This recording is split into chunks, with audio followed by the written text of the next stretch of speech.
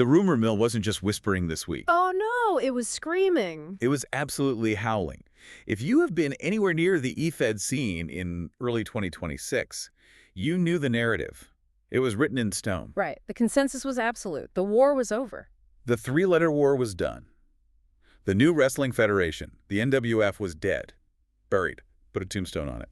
And the Independent Wrestling Alliance, the IWA, was standing over the grave with a shovel in one hand and a contract in the other. It was a done deal. I mean, we are talking about assets that were already created. Yeah, we had sources leaking images of a show logo called Surf. Exactly. The branding was ready. The contracts were practically inked. The rumor was that the IWA was about to swallow the NWF whole and spit out a little side project called IWA Generations. IWA Generations. It sounds so, I don't know, corporate, like a rebrand of a soft drink that nobody asked for. Well, it sounds like a subsidiary, which is exactly what it was going to be. But then the twist happens, the plot twist, that I don't think even the best bookers could have scripted. Because it didn't happen. It didn't happen. In the move that I can only describe as totally punk rock, the NWF didn't just walk away from the deal. Yeah. They went rogue. It went completely off the grid. They took their ball, they left the playground, they left the EFOs entirely. Right, the Electronic Federation's online networks. Yeah, they abandoned the EFOs and set up a new court on a random YouTube channel with literally 0 subscribers. Which, let's be honest, in the digital age, that is usually a death sentence. That is shouting into the void. Usually, yeah. But the rumors are swirling that even we might be moving there, that this very deep dive might be setting up shop on this new channel. Look, I go where the data takes me. And right now, the data is pointing to this strange, chaotic little channel that rebranded itself into an independent eFed called Generation Wrestling. So that is our mission today for this deep dive. We aren't just talking about a wrestling show. We are talking about a survival story. A really messy one. A super messy one. We need to trace the wild trajectory from the fall of the original giant, UCW, through the rise of IMW and later IWA, straight into the absolute implosion of the NWF at that disastrous Blood Money pay-per-view. And finally, this unexpected birth and rise again of Generation Wrestling. Exactly. And I want to really dig into why that deal fell through, because when you analyze the systemic failures of the NWF, looking at the IWA Generations deal falling apart, that might have been the only thing that saved the soul of the product. Okay, but before we get into the soul, we have to talk about the body. And specifically, we need to explain what that body is to you, the listener. Because you might hear eFed and think we were talking about federal electronic banking or something. Fair assumption. So for the uninitiated, give us the quick rundown. What are we actually watching? What is an eFed? Think of it as a collision between fantasy football and a creative writing workshop. With a little bit of Dungeons and Dragons thrown in? Yeah, exactly. You have handlers. These are real people, writers, sitting at their keyboards. They create a character wrestler. They write promos, which are speeches trash-talking their opponents. They write out their strategies. And then there's a sim or a booker, right? Right. The booker decides the outcome based on who wrote the better stuff or who fits the overarching story better. So when we say a federation collapsed, we don't mean they went bankrupt in real U.S. dollars. We mean the community fell apart. The writers quit. The storyline stopped making sense. It's a collapse of creative cohesion. Precisely. And that brings us to the context of this three-letter war, because for the last year, it has been a brutal battle for that creative real estate. It's been total alphabet soup. UCW, IMW, IWA, NWF.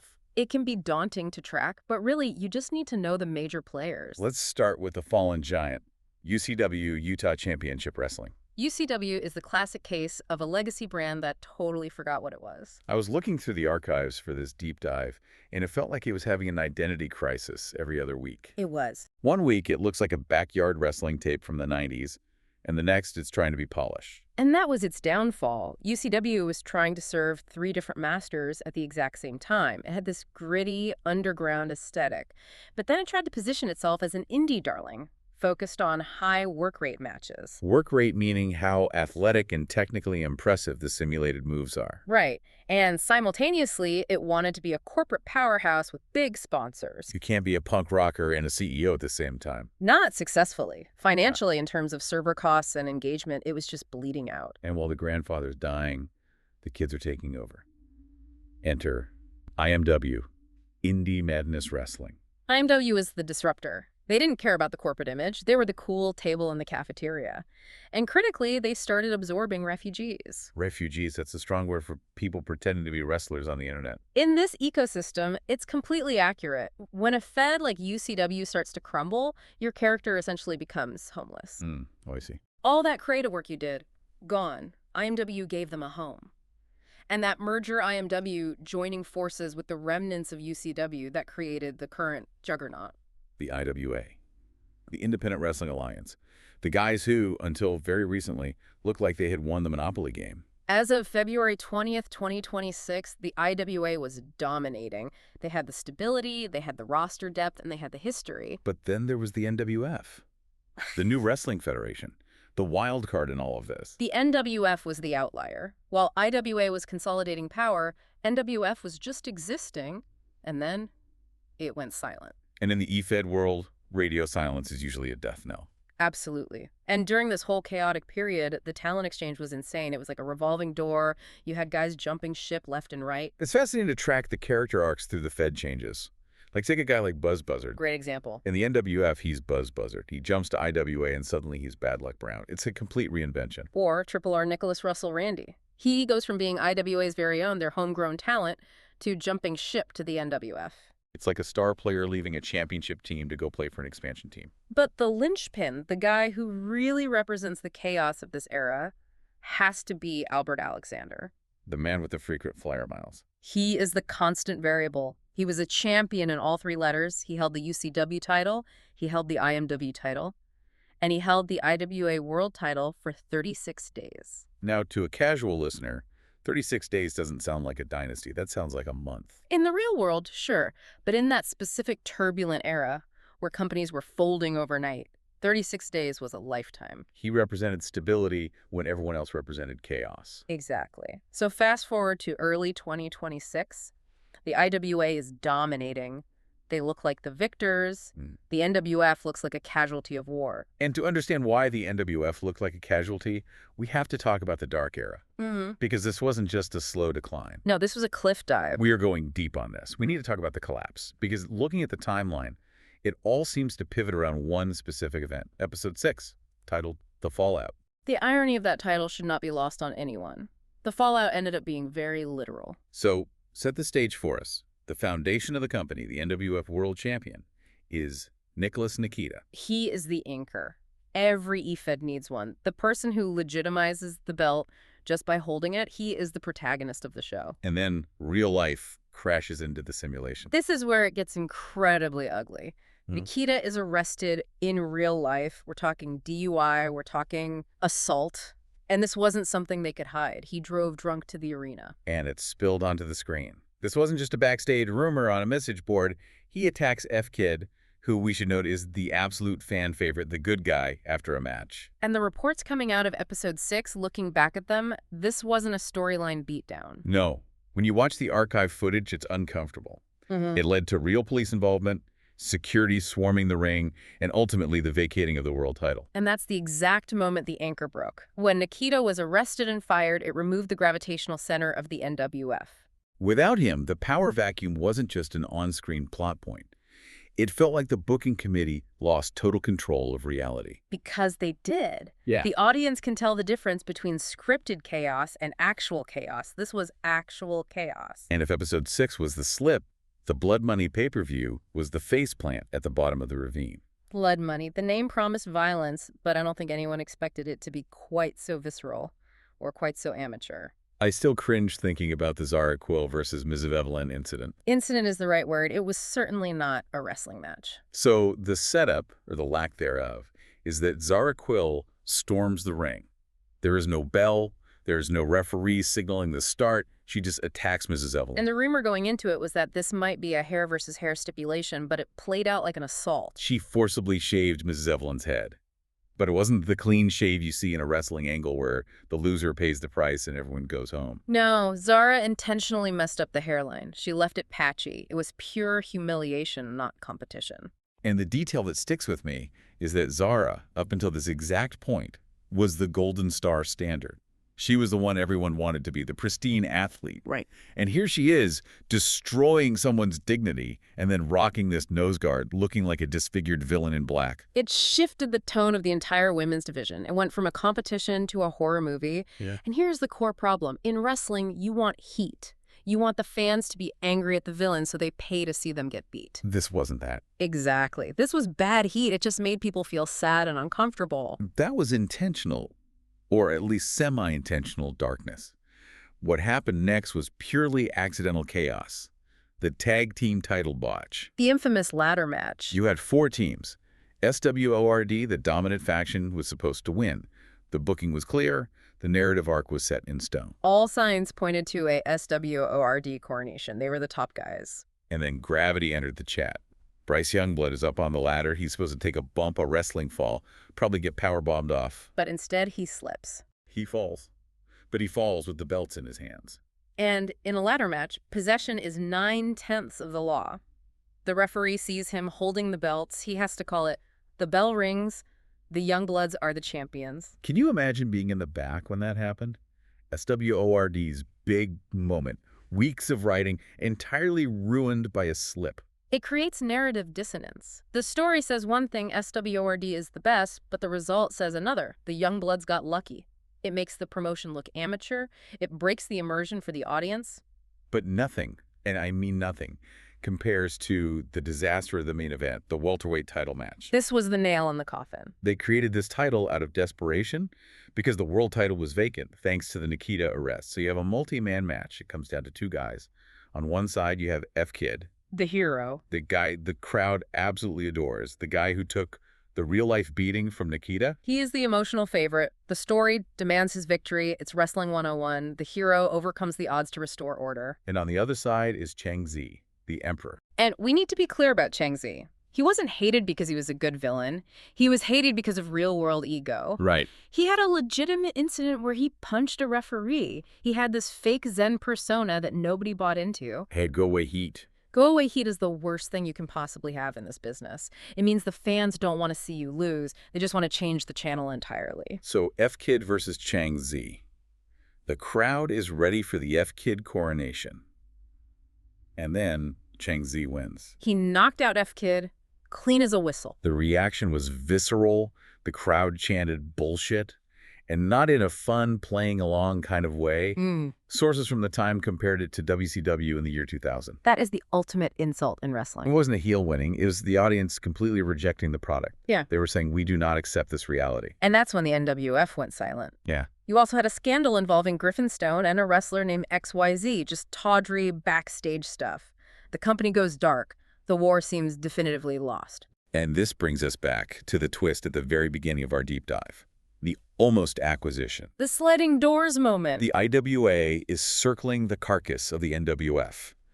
They have the Surf logo ready to go. They have the IWA Generations branding locked in. It was days away from happening.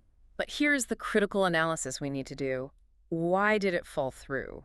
Or rather, why is it ultimately a good thing that it fell through? Because of developmental hell. Exactly. If IWA absorbs NWF, NWF ceases to exist. It becomes a sub-brand. It becomes the place where you put the wrestlers you don't know what to do with on the main roster. The sources were very specific about this. They said it would be developmental purgatory. You'd have a roster being told, you aren't the main show. You are the B team.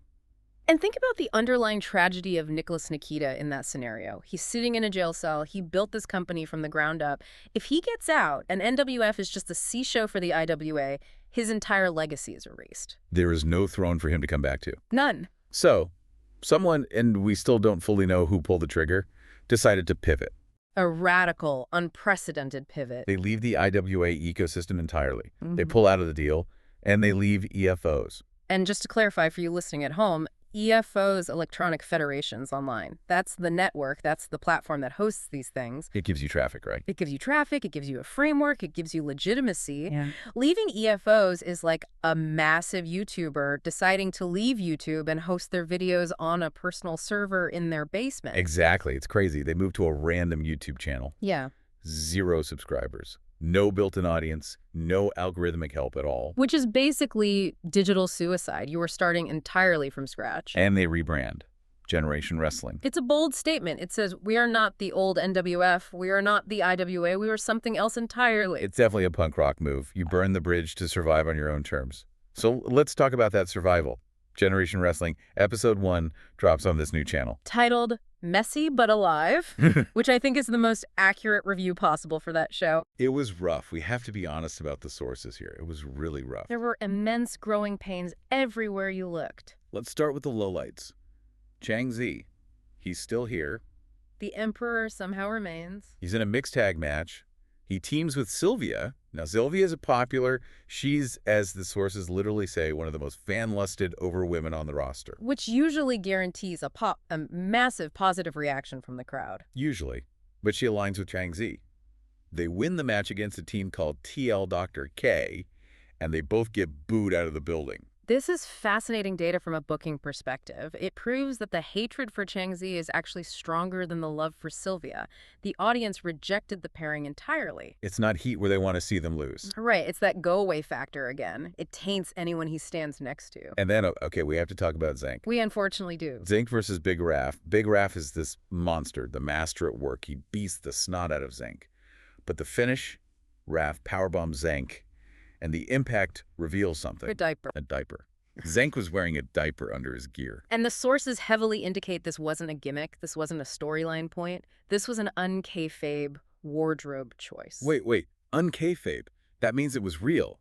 The character didn't choose to wear a diaper, the model did. It appears so. And it was just incredibly awkward. It's the kind of thing that makes you pause and wonder, what exactly are we watching here? It threatens to turn the whole brand into a joke. But, as the source notes, Zenk is a jobber. He's there to lose and make others look good. So maybe it doesn't sink the ship, but it's a big hole in the hull. It creates a severe tone problem. Are we watching a serious wrestling show, or are we watching a glitch compilation on a zero-subscriber channel? Speaking of glitches and wardrobe malfunctions, we had Teresa Wells versus Paige Slater. Now, this was actually a fantastic match mechanically. Incredible wrestling. Paige Slater is being called the female Terminator. She has this psychological edge. She twitches, she cracks her neck. She's terrifying in the ring. She brings a legitimacy that the division desperately needed after the Zara Quill horror show. But Teresa Wells rips her pants during the match. And the production team, they didn't cut away, they didn't edit it out. It was just there for everyone to see. That is a massive production failure. That's exactly where the zero-subscriber YouTube channel budget shows its cracks. In a polished show like IWA, you edit that out in post. You protect your talent. When you leave that in, it just feels completely amateur. And then you had the women's four-way for the Generation Championship. Mm-hmm. Joyce Weaver won, but the report bluntly says, too many botches. It felt sloppy. Battle royals are notoriously hard to book. Four-ways are hard to time perfectly. It showed a severe lack of reps from the talent. So, Episode 1 is sounding like an absolute disaster. But there were highlights. Yeah. Real signs of life. There were. And they were significant enough to keep people watching. The Men's Generation Championship ladder match. We had a surprise winner, Nathaniel Spencer, the Drifter. I love this booking decision. Spencer is quiet. He's muscular. He has this loner drifter persona. He isn't one of the old guard. He isn't a recycled star from UCW. He is a completely fresh face. Right. By putting the belt on him in Episode 1, you are explicitly telling the audience, this is a new era. We are building our own stars. And then, the match that truly saved the show. Victor Awley, VAL versus Ultima Ryan. This was the proof of concept they needed. The sources say this was an amazing match. Near falls that were actually believable, a strong, decisive finish. VAL winning. It proved that beneath the diapers and the ripped pants and the botches, the in-ring work could still be main event caliber.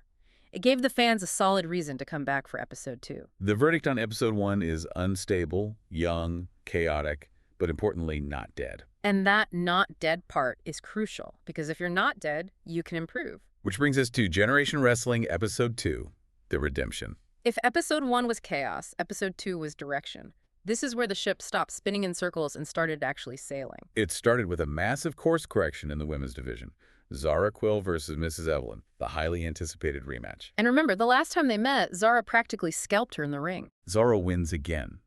But then she shakes Evelyn's hand. That handshake is monumental in the context of the lore. She drops the ugly gimmick entirely. She reveals that the injury, the shaved head hostility, it was all moved past. It's a hard reset. It turns Zara face, it makes her a good guy again. It resets the division from horror movie back to actual sportsmanship. Right. It tells the audience, okay, the blood money era is definitively over. We are wrestling again. And then they introduced a real monster, Warboy Yamamoto. 7 feet tall, giant samurai gimmick. He attacks Nathaniel Spencer, the newly minted champion.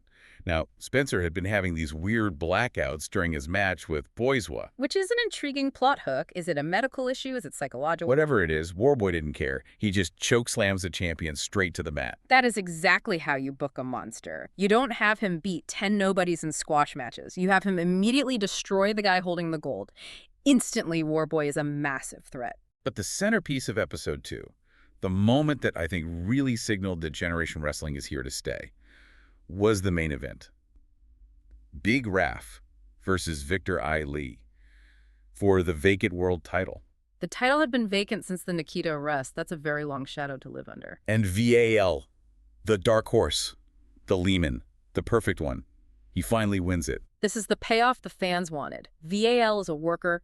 The fans deeply respect him. He isn't a backstage politician. He isn't a chaos agent. He is a pure wrestler. Putting the world title on him signals stability, doesn't it? It does. It says that the nonsense of blood money is done. We finally have a champion we can be proud of. And just to keep us hooked on the drama, we got a cryptic line from F. Kid regarding the SWORD faction. He said, "You're not ready for that answer." Referring to why he joined SWORD as the third man alongside Alvin Ford and Griffin Stone. So let's talk about the current landscape. Yeah. We've had 2 episodes of Generation Wrestling. The dust is settling.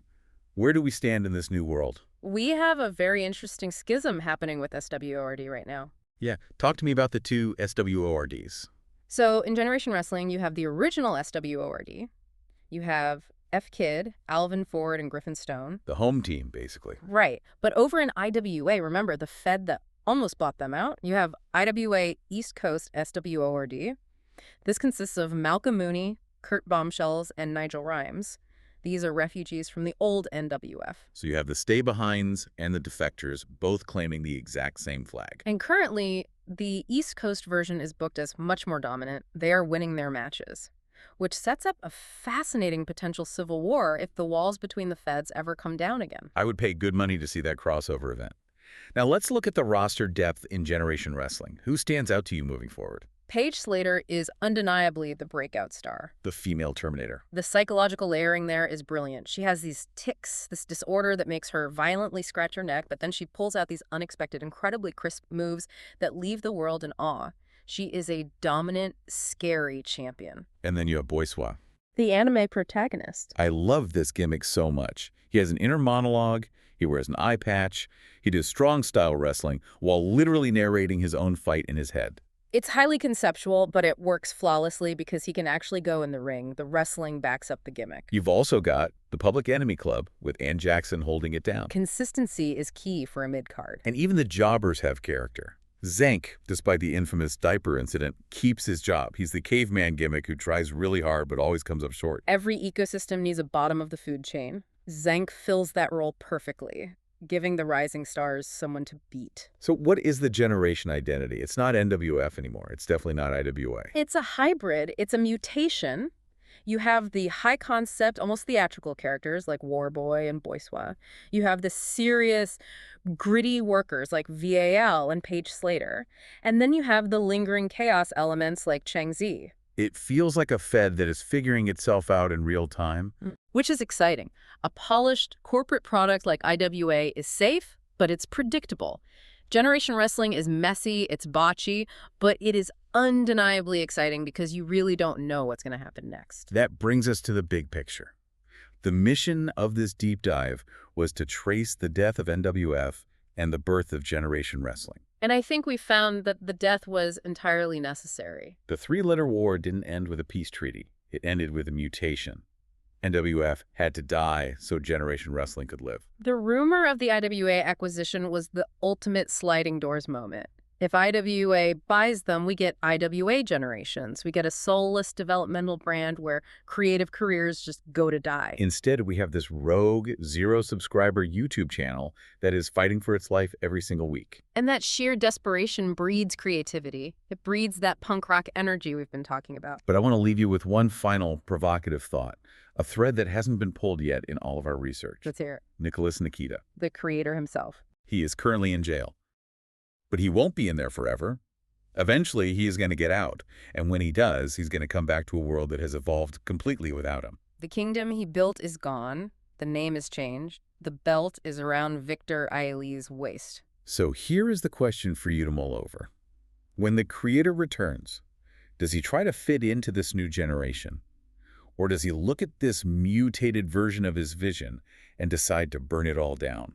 Does he want to rule the ashes or serve in the new kingdom? That is the storyline I cannot wait to see unfold. It changes everything. It's a Shakespearean tragedy just waiting in the wings. Exactly. Thank you for joining us on this deep dive into the chaos of the three-letter war. Keep watching the feeds, keep checking that YouTube channel, Generation Wrestling, and hey, maybe keep an eye out for us showing up there soon. Stranger things have definitely happened. See you next time.